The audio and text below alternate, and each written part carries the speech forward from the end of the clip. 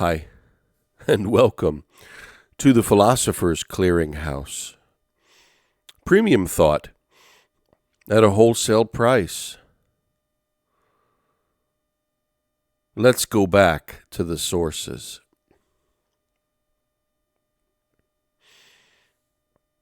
I'm your host, Romans 9:18, a.k.a. the Continental Calvinist, a.k.a. Jumping Jehoshaphat. Welcome.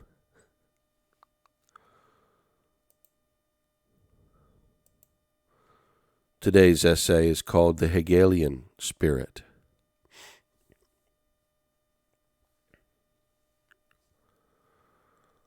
Earlier, it was discussed that Kant's philosophy had a large impact. To be fair, not everything in its aftermath is a reaction to Kant's noumenal skepticism, his dualism, and incomplete system.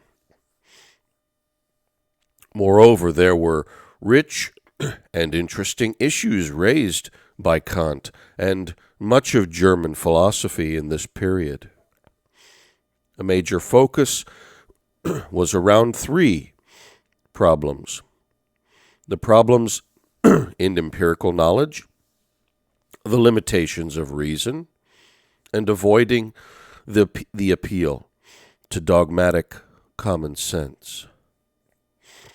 For example, William Whewell, the polymath, investigated the cooperative roles of what he called fundamental ideas and sensations, as well as their differences. Whewell, similarly to Hegel, thought he had identified an empirical basis for necessary truths and developed a moral intuitionism. The journey of the potentially paradoxical roadblock presented by the Kantian framework led through Fichte and Hegel, and from them affected in a lasting way almost all philosophy which was to come. The key was the invention of the transcendental philosophy itself, or what Hegel called the problem of reflection, which is reason absolutely thinking about reason itself, or what is called the self-authorization of reason's claim to authority. If one needed to justify Kant's method of synthetic judgments, which are at the heart of modern science, why should one think that Kant's transcendental method was the right answer? Unless the method itself has a self-authenticating authority, to use it without warrant opens one to the same charges of dogmatism that Kant himself found so distasteful. So as one starts to justify such thought, one falls into what seems a form of psychology, or perhaps even the science of psychology itself. It is important to make a distinction in our accounting between the sense of things as we see them and the nature of the objects being experienced. Kant is exploring the subject of experience that has come to define the controversies of German idealism. In thinking about such synthetic judgments, Kant fell into the habit of using descriptive statements like ideal, formal, underived from experience, subjective, and knowable a priori, synonymously. But many objected to equating subjective with formal. They thought the objects of experience could only be known phenomenally, limited by our finite and creaturely mind.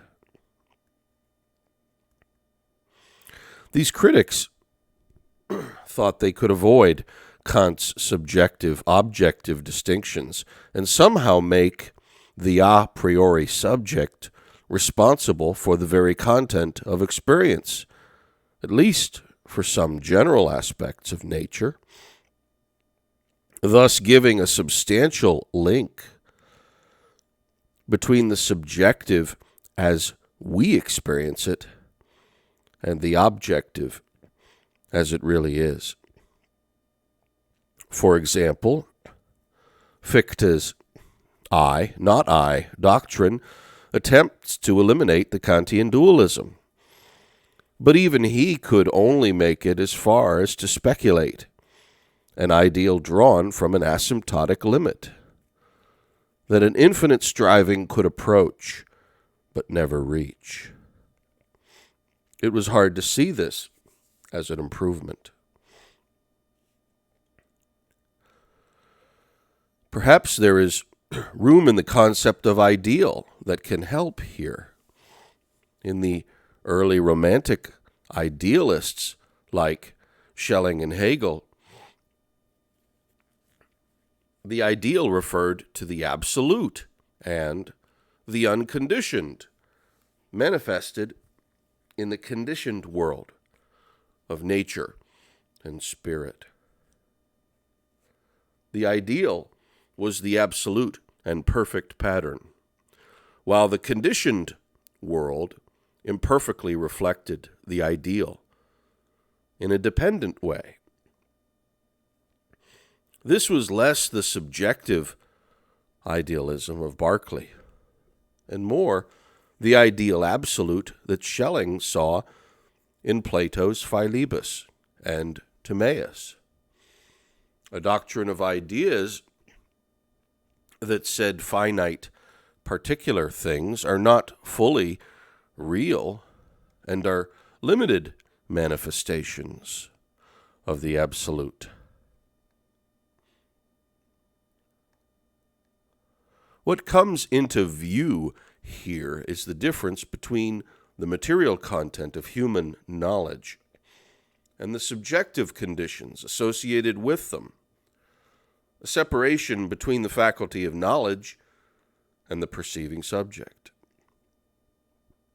This led away from the empirical world as the sole source for authority in knowledge claims. The subjective conditions were objects of their own sort, a sort of mental state of unfolding self-consciousness of an absolute mind, larger than the ability of the human mind to logically represent. A survey on the difference between Berkeley's subjective idealism and Kant's objective idealism would open a world of differences between the two. But there is room for such differences here, too, for these were heady times in Germany, and people were offering many different thoughts with conflicting terms and summarizations.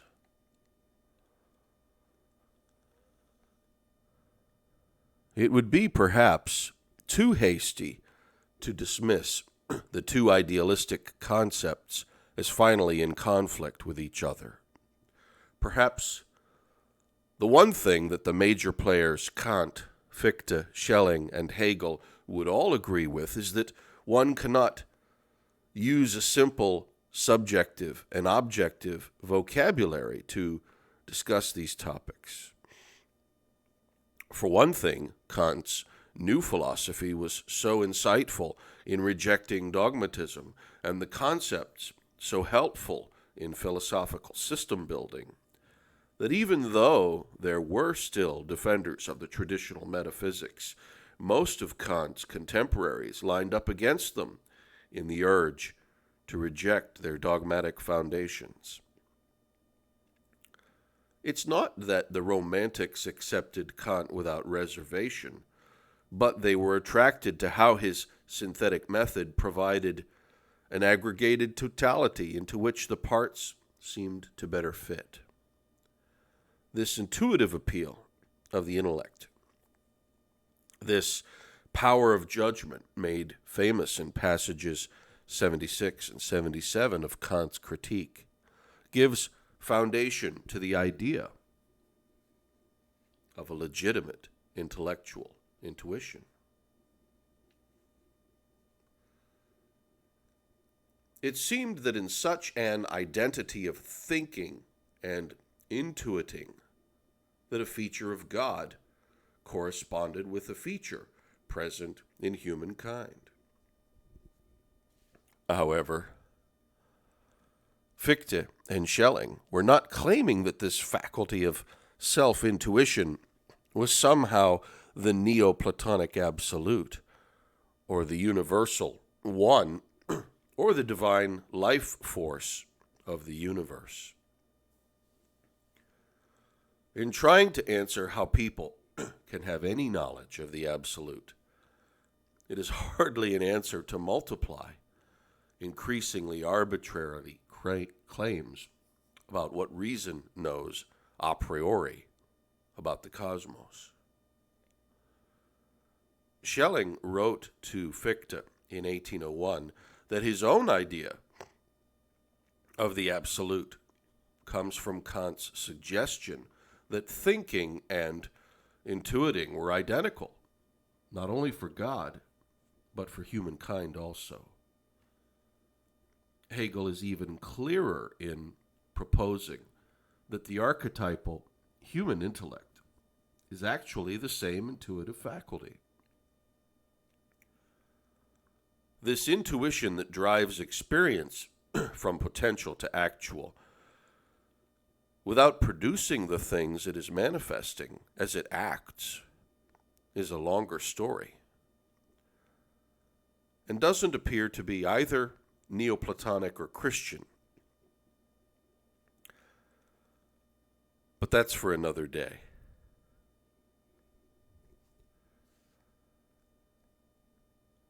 Kant's idea of the normative nature of rules as the way objects were represented appealed to later idealists, and they were faithful to note that our thinking faculty could not distinguish between the internal and external world. If we could not distinguish between the reality of a scene of events and the mental catalog of such a scene. Kant agrees with Hume that in our perceiving faculty is objective and generates a specific representation of what is, but not what ought to be in the internal representation. If one could not distinguish between the external and internal, there would be no way to construct a sensible, unified experience of reality. Kant believes this implies that moral authority is not objectively present in the raw sensory data, but is later subjectively added. Some thought this made Kant a subjective idealist, but Kant seems more careful than that.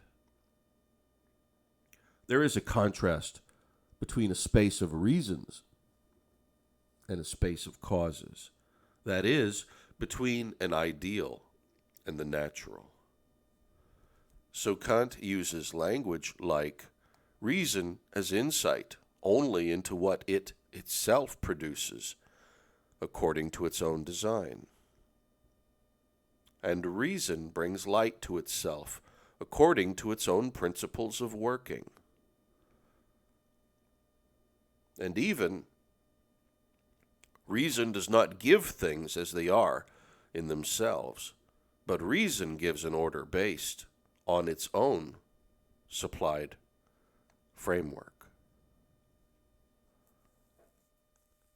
This points out the difficulty of locating where normativity comes from, and asks the penetrating question: How can human reason assess and evaluate authority?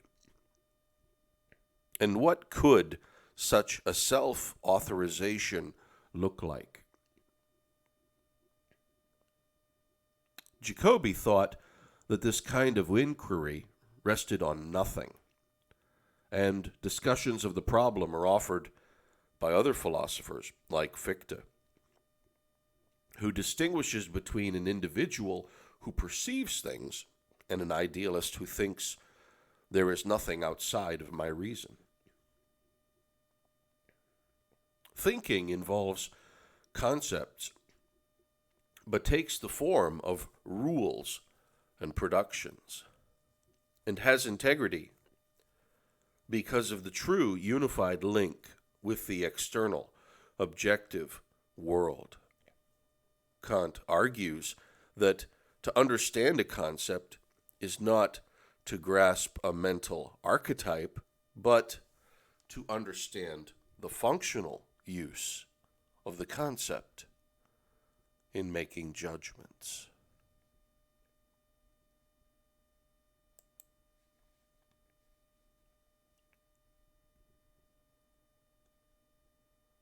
For the Philosopher's Clearinghouse, this is Romans 9:18.